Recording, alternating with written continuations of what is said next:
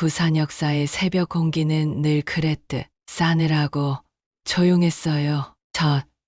지하철이 들어오기 전 역사 국도에는 걸레질하는 소리만 가끔씩 메아리처럼 번졌습니다. 박순덕 씨는 엘리베이터 옆 타일 바닥을 닦고 있었어요. 나이 77, 고단한 손목과 무릎이 무겁게 짓눌렸지만 그는 여전히 바닥을 낮게 응시한 채 묵묵히 일하고 있었죠. 머리카락은 희끗했고 팔목엔 낡은 보호대가 감겨 있었어요. 그 순간 뒤에서 빠른 발소리가 다가왔습니다. 굽 높은 힐이 바닥을 딱딱 울리며 박차듯 달려왔고 날선 목소리가 허공을 쨍하게 가르며 퍼졌어요. 여기 아직도 안 닦았어요? 운영팀장 최윤주 씨였습니다. 30이 조금 넘은 젊은 여자였고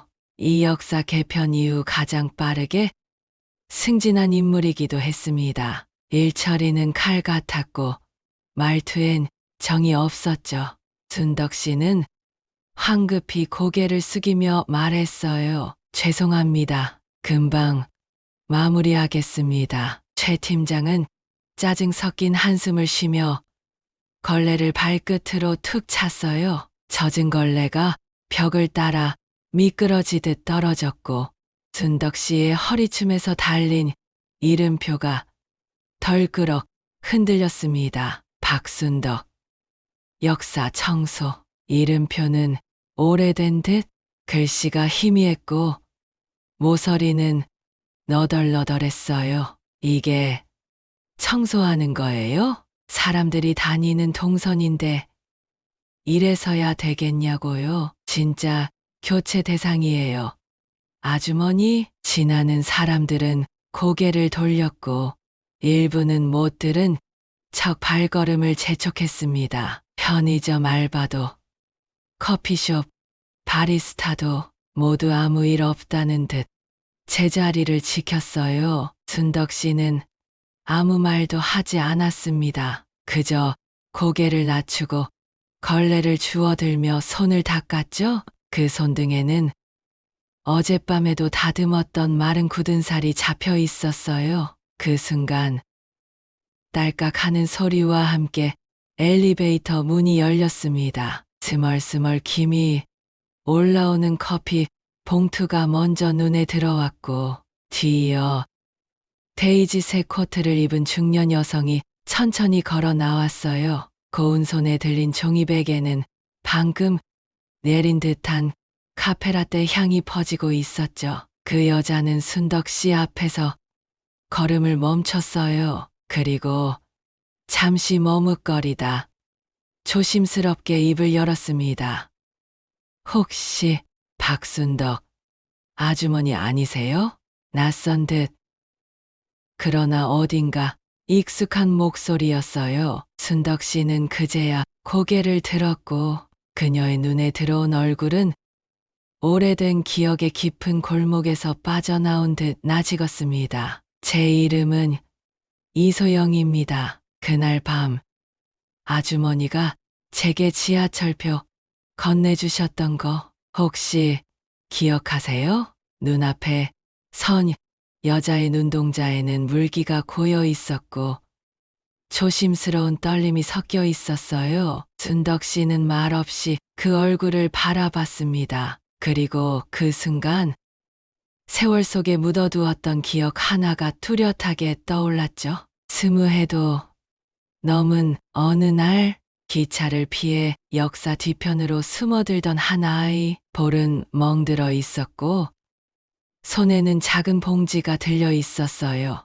아이의 손을 잡아 끌며 마지막 막차에 몰래 태웠던 밤 순덕 씨는 그 아이에게 이렇게 말했었습니다. 이 표 꼭 잃어버리지 말아요. 이게 그쪽 인생의 봄이 될지도 모르니까요. 그리고 그 아이가 지금 바로 그 봄이 되어 돌아온 것이었습니다. 이소영은 박순덕 씨 앞에 선 채 손에 든 커피 봉투를 조심스럽게 내려놓았어요. 그녀의 얼굴엔 반가움과 망설임이 뒤섞여 있었고 목소리는 과거를 더듬듯 낮고 조심스러웠습니다. 그날 이후 늘 생각했어요. 아주머니를 꼭 찾아뵙고 싶다고요. 제가 살아서 여기까지 올 수 있었던 건 아주머니 덕분입니다. 순덕 씨는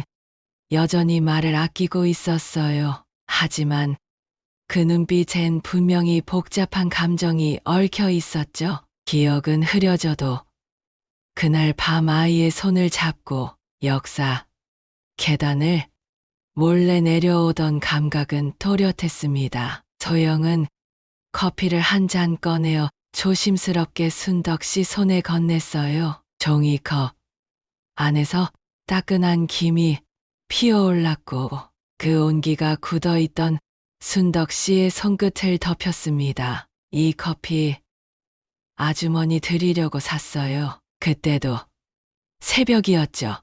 정말 무서웠어요. 하지만 아주머니가 제 손에 표를 쥐어주실 때 살 수 있겠다는 생각이 처음 들었어요. 그 말에 순덕 씨는 비로소 고개를 끄덕였어요. 소영의 말이 허튼 소리가 아니라는 걸 그녀의 눈을 통해 느낄 수 있었기 때문이죠. 이른 아침 햇살이 역사 유리창 너머로 퍼지고 있었어요. 복도에선 출근길 승객들이 하나둘 모습을 드러내기 시작했고 역사 안이 조금씩 분주해졌습니다. 그때 뒤에서 누군가 다가오는 소리가 들렸어요. 다시금 날카로운 힐 소리였습니다. 운영팀장 윤주 씨가 인상을 잔뜩 찌푸린 채 커브를 돌아 나타났습니다. 여기 뭐 하세요? 순덕 아주머니, 근무 중에 왜 커피를 마시고 계세요? 소영은 천천히 윤주를 향해 돌아섰어요. 그러고는 영찰의 눈길을 준 뒤 조용히 고개를 끄덕였습니다. 윤주 씨, 오랜만입니다. 저 도시철도공사 전략본부 이소영입니다. 그 순간 윤주의 얼굴이 굳었어요. 그녀는 깜짝 놀란 듯 눈을 크게 떴고 바로 허리를 숙이며 인사했어요. 아, 본부장님. 제가 몰라 뵀습니다. 괜찮아요. 몰랐을 수도 있죠. 하지만 제가 오늘 이 역사에 내려온 건 우연이 아닙니다. 그리고 지금 이 자리에 있는 분은 제 인생에서 가장 중요한 분 중 한 분입니다. 소영은 박순덕 씨를 바라보며 미소를 지었어요. 그 말에 윤주는 난처한 표정을 지으며 뒷걸음질을 쳤습니다. 순덕 씨는 얼떨떨한 기분으로 두 사람을 바라보았어요. 지금 벌어지는 일이 현실이 맞는지 믿기 어려웠죠? 소영은 이어 말했습니다. 제가 이 역사를 처음으로 책임지고 기획했던 사람 중 한 명이에요. 이번 리모델링 계획이 완성되면 kok한몰 일부 공간을 어르신 친화시설로 바꿀 계획입니다. 거기에 박순덕 어르신을 위한 작은 가게 하나를 마련하고 싶어요. 순덕 씨는 깜짝 놀라며 고개를 저었어요. 저는 그냥 청소하는 사람이에요. 그런 건 감히 그렇지 않아요. 그날 아주머니가 저를 도와주셨듯 저도 누군가의 삶을 바꾸는 사람이 되고 싶어요. 그 첫 번째가 아주머니이셨으면 좋겠습니다. 말끝이 흐르자 소영의 눈시울이 붉어졌어요. 순덕 씨의 눈에도 잔잔한 물기가 고이기 시작했죠. 그 순간 과거의 역사 계단, 어린 소녀가 떨리는 손에 지하철표를 꼭 쥐고 막차를 향해 달려가던 모습이 떠올랐습니다. 그 아이가 이제는 자신을 향해 손을 내밀고 있었어요. 그리고 그 손이 참 따뜻했어요. 햇살이 유리창을 타고 역사 안으로 번져들 때 박순덕 씨는 커피컵을 양손으로 감싸 쥐고 있었어요. 손끝에 닿는 따뜻한 감촉이 어쩐지 낯설면서도 오래된 기억을 건드리는 듯 했죠. 그녀는 조용히 커피를 내려놓고 창가로 시선을 돌렸습니다. 1992년 겨울, 그날도 이른 새벽이었어요. 남편이 기관사였던 순덕 씨는 남편이 복귀하지 못할 수도 있다는 걸 예감하고 있었어요. 그날따라 날씨도 그의 발걸음도 이상했으니까요. 아침이 되자 순덕 씨에게는 한 통의 전보가 도착했어요. 남편이 열차 운행 중 과로로 의식을 잃고 병원으로 이송됐다는 소식이었습니다. 하지만 병원에 도착했을 때 남편은 이미 차가운 시트 위에 누워 있었어요. 사인은 과로로 인한 심장마비였고 순덕 씨는 순식간에 혼자가 되었죠. 그때부터였어요. 그녀가 이 역사에서 청소를 시작한 것은 생활비를 벌기 위해 남편이 매일 오르내리던 그 승강장을 매일같이 닦기 시작한 것이죠. 처음에는 참 힘들었습니다.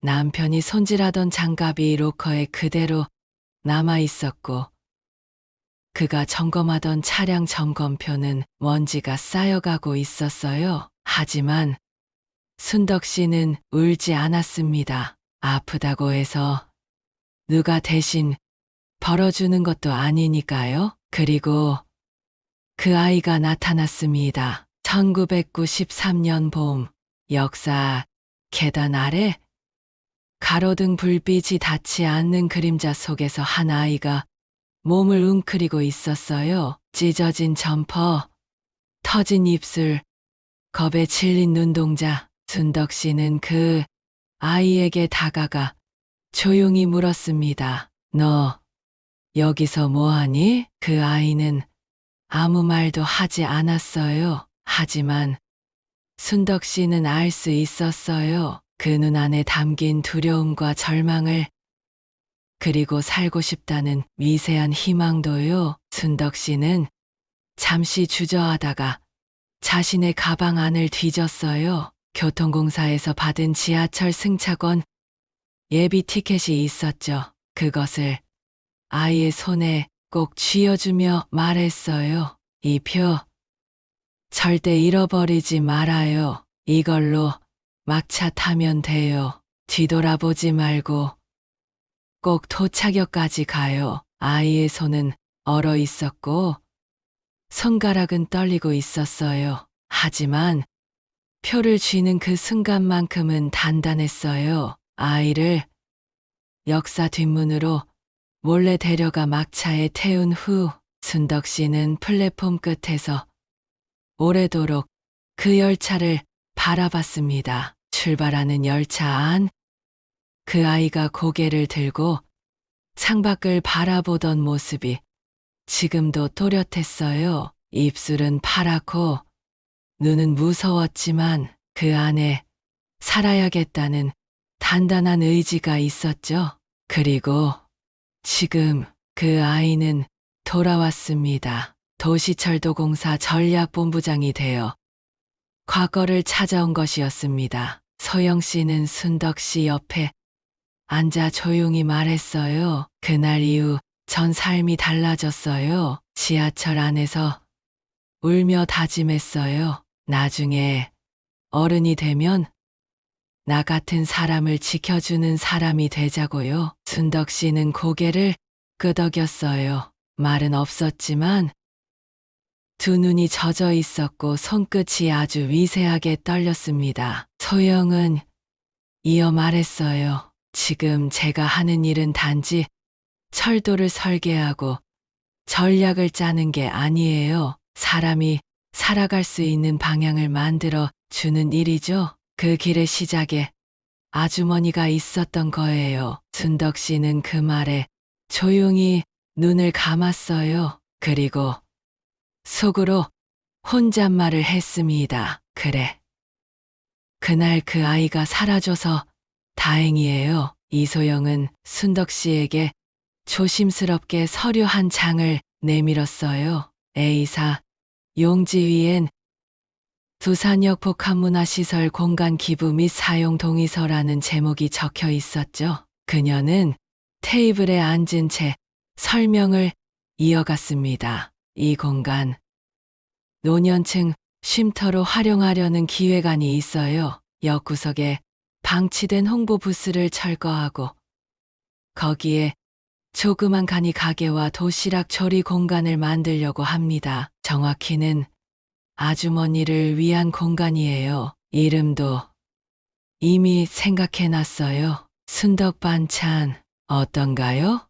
순덕 씨는 당황한 얼굴로 손사래를 쳤습니다. 말도 안 돼요. 저는 그냥 이곳 바닥 닦는 사람인데요. 소영은 고개를 끄덕이며 부드럽게 웃었어요. 하지만 그 웃음 속엔 단단한 확신이 묻어 있었죠. 저도 과거엔 그렇게 생각했어요. 제가 감히 성공할 수 있냐고요. 근데 아주머니가 보여주신 용기, 그게 제 삶을 바꿨어요. 이젠 제가 그 용기를 이어가고 싶어요. 그 순간 휴게실 문이 벌컥 열리며 윤주 팀장이 다시 나타났습니다. 그녀는 시선을 두 사람 사이에 옮기며 냉랭하게 말했어요. 지금 회의 중이신가요? 본부장님, 여긴 직원 휴게구역인데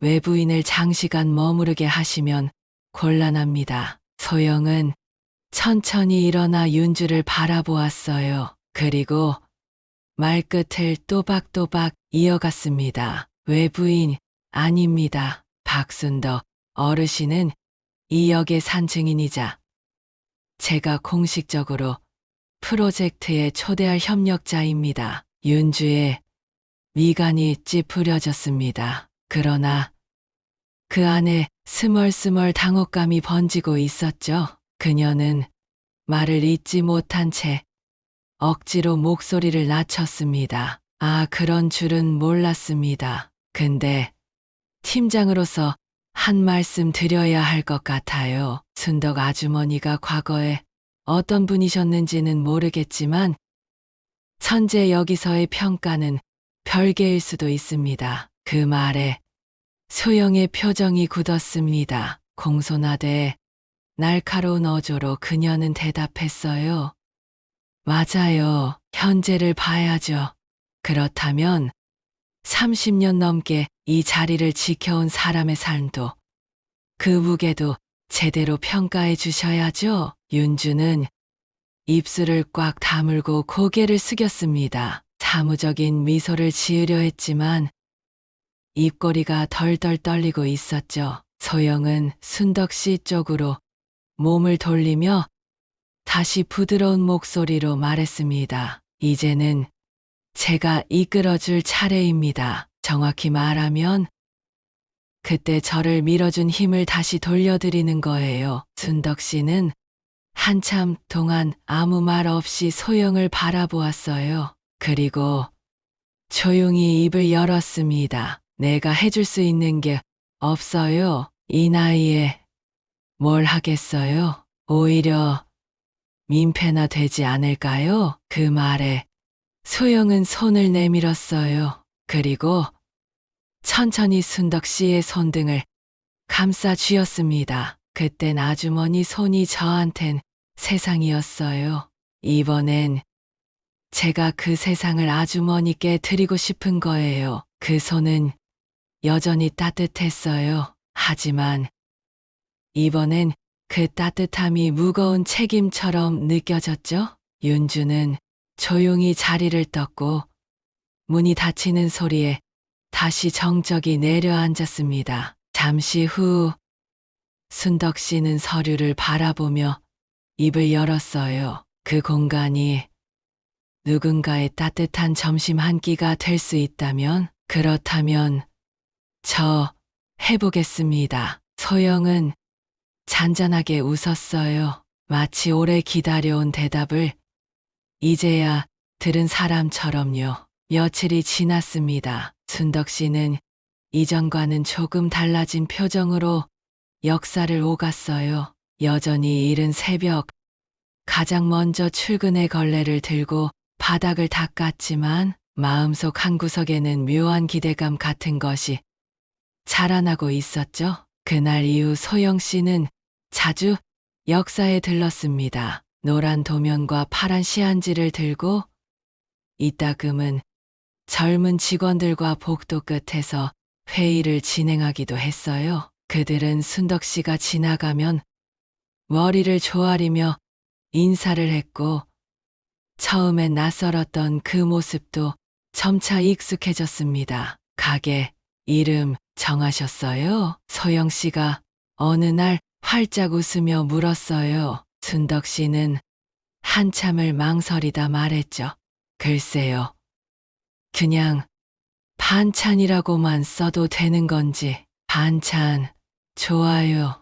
소박해서 더 정감 가잖아요. 아니면 아주머니 이름 붙여서 순덕이네 반찬 어때요? 둘은 한참을 웃었고 그날은 오랜만에 따뜻한 공기가 오래 머물렀습니다. 하지만 편안함은 오래가지 않았습니다. 어느 날 아침 역사 안복도에서 윤주 팀장이 한 남성과 다투는 장면이 목격됐어요. 그 남자는 도시철도공사 감사실 소속 직원이었고 윤주는 그의 앞에서 얼굴이 벌개진 채 무언가를 항의하고 있었죠. 이건 분명한 월권입니다. 복합시설 설계에 개인 감정 개입이라뇨. 제가 말한 특정 노년 청소 인력과의 이해관계는 내부 규정 위반 가능성도 있습니다. 그 말에 소영 씨가 다가왔습니다. 조용히 그러나 단호한 어조로 말했어요. 그만하세요. 이 일은 이미 본사 승인을 받은 정식 공공 프로젝트입니다. 그리고 순덕 어르신은 제 인생에서 가장 소중한 사람입니다. 공적인 평가로 따져도 이 역사에서 30년 이상 성실 근무한 인물이기도 하죠. 감사실 직원은 어깨를 으쓱이며 말끝을 흐렸고 윤주는 입술을 깨물며 뒤를 돌아섰습니다. 그날 밤 순덕 씨는 역사 뒤편 청소창고에서 작은 손전등을 켜고 자그마한 통장을 꺼내 들었습니다. 그 안엔 10만 원짜리 몇 장과 몇 년째 찍히지 않은 예금 거래 내역이 끼워져 있었죠. 이 나이에 내가 뭘 더 한다고? 하지만 창고 문이 열리며 소영 씨가 조용히 들어섰어요. 그녀는 말없이 다가와 순덕 씨 옆에 쪼그려 앉았습니다. 힘드시죠? 저도 잘 알아요. 처음 철도 승무원으로 일하던 때 하루 12시간 서 있던 발이 너무 아파서 울면서 퇴근했던 적이 있어요. 순덕 씨는 조용히 그녀를 바라봤습니다. 그땐 나도 울었어요. 청소하다가 바닥에 앉아서 그냥 울음이 나오더라고요. 왜 이렇게 살아야 하나 싶어서요. 소영 씨는 미소 지으며 말했습니다. 하지만 그렇게 살아온 그 길이 지금 누군가에겐 새로운 길이 되는 거잖아요. 아주머니가 저한테 해주신 것처럼요. 그 말에 순덕 씨는 입을 꾹 다물었어요. 눈가엔 다시금 물기가 차오르고 있었죠. 며칠 후 역사 한쪽 벽면에 새하얀 현수막이 걸렸습니다. 시니어 도시락 가게 순덕이네 반찬 6월 1일 오픈. 직원들은 호기심 어린 시선으로 그 현수막을 바라봤고 몇몇은 몰래 사진을 찍어가기도 했습니다. 윤주는 그 현장을 스쳐 지나가다 발걸음을 멈췄어요. 그러고는 가만히 입꼬리를 한쪽 들어 올렸습니다. 비웃음인지 씁쓸함인지 구분할 수 없는 표정이었죠. 그리고 그녀는 아주 작게 중얼거렸습니다. 이게 과연 오래 갈까? 6월 1일 순덕이네 반찬이 정식으로 문을 열었습니다. 역사 안 플랫폼과 연결된 복합 통로 끝자락에 작게 마련된 가게였어요. 나무로 짜인 작은 진열대, 전자레인지 하나, 그리고 3칸짜리 도시락 쇼케이스가 전부였지만 그 안은 정갈했죠? 아침 6시부터 직접 만든 계란말이, 멸치볶음, 김치전이 차곡차곡 진열됐고 냄새만으로도 사람들의 발걸음을 붙들었어요. 첫 손님은 역사 보안 요원이었습니다. 그는 주머니에서 1,000원짜리 몇 장을 꺼내며 말했어요. 아주머니, 이거 진짜 집밥 냄새네요. 도시락 하나 주세요. 오늘 아침은 이걸로 해결해야겠어요. 순덕 씨는 조심스럽게 포장을 마친 도시락을 건네며 말했어요. 따뜻할 때 드시면 더 맛있어요. 계란말이 안에 파 많이 넣었어요. 소영 씨는 멀리서 그 모습을 지켜보고 있었습니다. 고개를 끄덕이며 눈가엔 흐뭇한 기색이 번졌어요. 하지만 그런 기쁨이 오래 가진 않았습니다. 그날 오후 복합공간 회의실에서 열린 운영점검 회의에선 예상치 못한 분위기가 감돌았죠. 윤주 팀장이 자리에서 일어나 회의 자료를 책상 위에 내려놓으며 말했어요. 이번 시니어 도시락 가게 운영건에 대해 몇 가지 문제점을 제기하겠습니다. 소영 씨는 의아한 표정으로 윤주를 바라보았고 다른 팀원들도 잔뜩 긴장한 눈치였어요. 윤주는 태블릿을 연결해 PPT 화면을 띄웠습니다. 화면에는 역사 내 상업구역 운영 공정성 검토라는 제목이 있었어요. 우선 본 시설은 입찰 절차를 생략한 특례 공간으로 등록되었고 정식 임대계약서가 없는 상태입니다. 또한 운영 주체가 과거 도시철도공사와 사적 인연이 있는 점은 이해충돌 소지가 있습니다. 회의실은 싸늘해졌어요. 소영 씨는 천천히 자리에서 일어났고 말 한마디 한마디를 또렷하게 이어갔습니다. 이번 공간은 비영리 복지 모델로 운영되는 것이며 수익은 어르신 지원 사업에 환원될 예정입니다. 운영 대상자인 박순덕 어르신은 30년 이상 근속하신 분으로 내부 표창 수상자이기도 합니다. 사적 인연이 아니라 공적 가치의 판단입니다. 하지만 윤주는 물러서지 않았어요. 공적 가치와 사적 인연이 충돌하는 경우 감정이 판단을 흐릴 수 있습니다. 저는 이번 결정을 감사실에 정식 질의할 예정입니다. 그리고 제 의견은 이 공간의 운영을 중단하거나 적절한 공모 절차로 전환해야 한다는 겁니다. 소영 씨의 눈빛이 흔들렸습니다. 하지만 이내 단호하게 고개를 끄덕이며 말했어요. 그렇다면 모든 경과를 본사에 직접 보고하겠습니다. 그 판단이 누구에게 유리한지가 아니라 누구에게 따뜻한지를 중심에 두고 말이죠.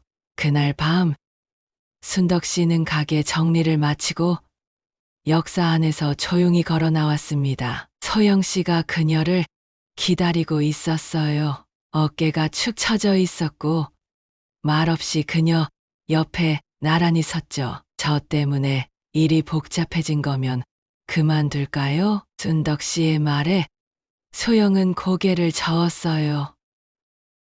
아니요. 이건 아주머니의 자격을 증명하는 과정이에요. 오히려 우리가 얼마나 이 자리에 있어야 할 이유가 있는지를 보여주는 시간이죠. 순덕 씨는 조용히 고개를 끄덕였어요. 멀리 플랫폼 끝으로 마지막 열차가 들어오고 있었어요. 그 소리가 두 사람의 마음에 또 다른 신호처럼 닿았죠. 우리의 길이 잠시 막힌다고 해도 선로는 이어져 있어요. 신호등이 고장나면 잠깐 멈추면 되는 거고요. 다시 초록불이 켜질 테니까요. 며칠간 이어졌던 논쟁은 조용히 마무리되었습니다. 소영 씨는 본사 윤리위원회에 정식 보고서를 제출했고, 운영 모델은 역사 내 고령층 복지 실험 사업이라는 명목으로 승인을 받았어요. 윤주 팀장은 공식 회의에서 더는 반론을 제기하지 않았지만 얼굴에 남은 감정은 완전히 사라지지 않았습니다. 순덕 씨는 예전과 다름없이 새벽 5시에 역사에 도착했습니다. 하지만 그날은 달랐어요. 역 입구 계단 아래 작은 꽃다발 하나가 놓여 있었고 거기엔 손글씨 메모가 붙어 있었죠. 아주머니 덕분에 출근길이 따뜻해졌어요. 고맙습니다. 8시 30분 KTX 승객 드림. 그녀는 꽃을 손에 들고 한참 동안 움직이지 않았어요. 누군가 자신을 바라보고 있다는 사실. 그 자체가 가슴 깊은 곳을 건드렸죠. 그날 오후 가게 앞에는 처음 보는 얼굴들이 줄을 섰습니다. 노인복지관에서 단체로 도시락을 주문한 손님들이었고 근처 사무실에서 소문을 듣고 찾아온 젊은 직장인도 있었어요. 한 아주머니는 도시락을 받아들고 이렇게 말했습니다. 이거요. 우리 어머니가 살아계셨을 때 해주시던 맛이에요. 어쩌다 일이 똑같죠? 순덕 씨는 웃으며 말했어요. 그런 소리 처음 듣는 건 아니에요. 어머니가 쓰시던 고춧가루를 그대로 쓰고 있거든요. 그 맛은 손이 기억하니까요. 그날 저녁 소영 씨는 가게 정리 중인 순덕 씨를 찾아왔습니다. 손에는 자개 무늬가 박힌 오래된 상자를 들고 있었어요. 이거 드리려고요. 아주머니한테 꼭 필요할 것 같아서요. 순덕 씨는 상자를 열어봤습니다. 안에는 오래된 지하철 승차권 한 장과 낡은 단체 사진 한 장이 들어 있었어요. 사진 속엔 12살쯤 된 소영이 눈 밑에 멍자국을 안고 웃고 있었고 그 옆에 젊은 순덕 씨가 조용히 서 있었죠. 이거 언제 찍은 거예요? 순덕 씨의 목소리가 떨렸습니다. 열차 타기 한 달 전이요. 그날 저를 도와주신 후 역사 안보안 카메라에 우연히 찍혔더라고요. 제가 그걸 꼭 갖고 싶다고 해서 그날 근무자한테 받은 거예요. 그리고 그 표는 그날 아주머니가 제 손에 쥐어준 바로 그 지하철 표예요. 기적처럼 30년 동안 제 지갑 속에서 그대로 있었어요. 순덕 씨는 사진을 가슴에 꼭 안았어요. 세상이 아무도 몰라준 시간들 속에서도 누군가 그 기억을 지켜왔다는 사실이 숨결처럼 전해졌습니다. 그리고 그날 밤 소영 씨는 순덕 씨를 한 건물로 안내했습니다. 역사 뒤편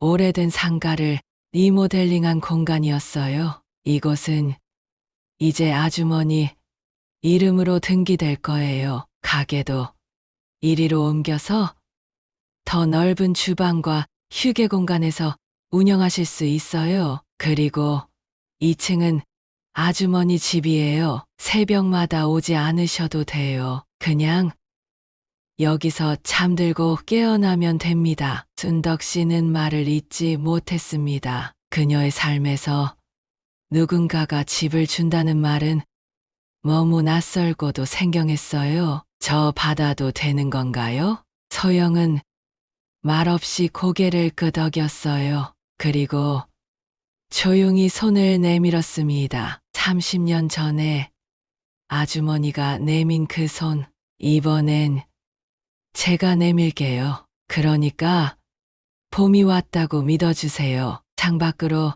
늦은 봄비가 내리고 있었어요. 기찻길 옆 철로에 물방울이 떨어지고 가만히 빛나는 불빛처럼 맺혔습니다. 봄은 그렇게 이 철도 위로 다시 찾아오고 있었어요. 그날 이후 박순덕 씨의 하루는 달라졌습니다. 더 이상 새벽 첫 차를 타고 오지 않아도 되었고 역사 안 청소구역을 돌지 않아도 되었어요. 그 대신 그녀는 역사 뒤편새 가게 순덕이네 반찬에서 자신이 만든 반찬들을 하나씩 진열하며 아침을 맞이했습니다. 작은 스피커에서 트로트가 조용히 흘러나왔고 낡은 냄비에서는 된장찌개가 구수하게 끓고 있었어요. 누군가는 이 냄새에 이끌려 지하철을 빠져나오게 된다고 말하기도 했죠. 그 말에 순덕 씨는 조용히 웃으며 이렇게 답했습니다. 그럼 잘 끓인 거네요. 냄새도 반찬의 일부잖아요. 한 달쯤 지난 어느 날이었어요. 나직은 얼굴이 가게 앞에 멈춰 섰습니다. 운영팀장 윤주 씨였어요. 그녀는 긴 머리를 단정히 묶고 블라우스를 정갈하게 입고 있었지만 얼굴엔 조심스러움이 배어 있었죠. 안녕하세요, 어르신. 순덕 씨는 고개를 살짝 끄덕이며 인사를 받았어요. 그리고 조용히 물었죠. 밥은 드셨어요? 윤주는 대답 대신 도시락 쇼케이스를 가만히 바라봤습니다. 그리고 작은 목소리로 말했어요. 여기, 이 도시락, 어릴 때 엄마가 싸주시던 도시락이랑 비슷해요. 계란은 한쪽에, 멸치는 짭조름하게. 딱 그 모양이에요. 순덕 씨는 아무 말 없이 도시락 하나를 꺼내 봉투에 담았어요. 그리고 윤주의 손에 조용히 건넸죠?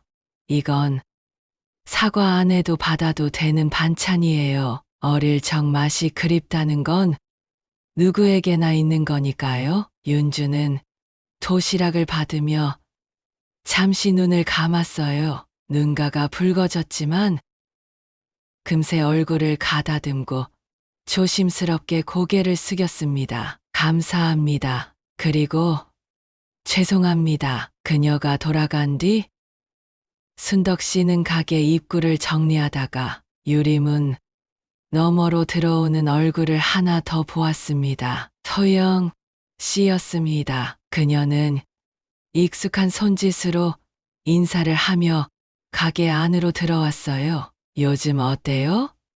좀 적응되셨어요? 네.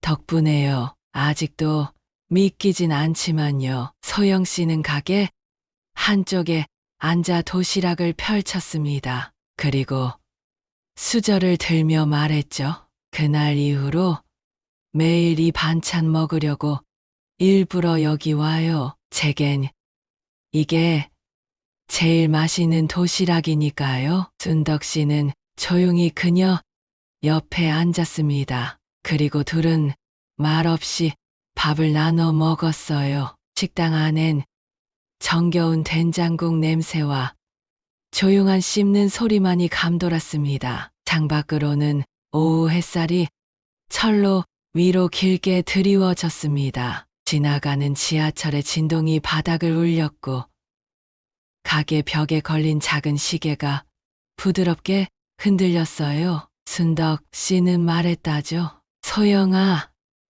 나는 아직도 그날 밤 지하철표 건네주던 순간이 생생해. 그때 손이 얼마나 떨렸는지 몰라. 이런 일 생길 줄은 상상도 못했지. 소영은 조용히 웃으며 대답했어요. 그 손이요. 아주머니만 떨렸던 게 아니라 저도 그랬어요. 근데 그 떨림이 제 인생을 바꿨어요. 그리고 그 덕분에 다시 이 자리에 올 수 있었던 거죠. 순덕 씨는 천천히 창밖을 바라봤습니다. 오후 기차 한 대가 멀리서 뿌하고 경적을 울리며 지나갔고 그 소리가 오래도록 이어졌어요. 그녀는 속으로 생각했습니다. 그래, 삶은 길 위에서 계속 이어지는 거구나. 잠시 멈춘 적은 있어도 완전히 멈추는 건 아니야. 내가 건넨 표 하나가 누군가의 봄이 되었고 그 봄이 다시 나에게 돌아온 거니까. 그날 밤 순덕 씨는 오랜만에 깊이 잠들었습니다. 지하철이 지나가는 소리가 자장가처럼 들렸고 그녀는 꿈속에서 남편과 다시 만나 웃고 있었어요. 그는 말없이 그녀 손을 꼭 잡아주었습니다. 그 손이 오래도록 따뜻했다고 합니다.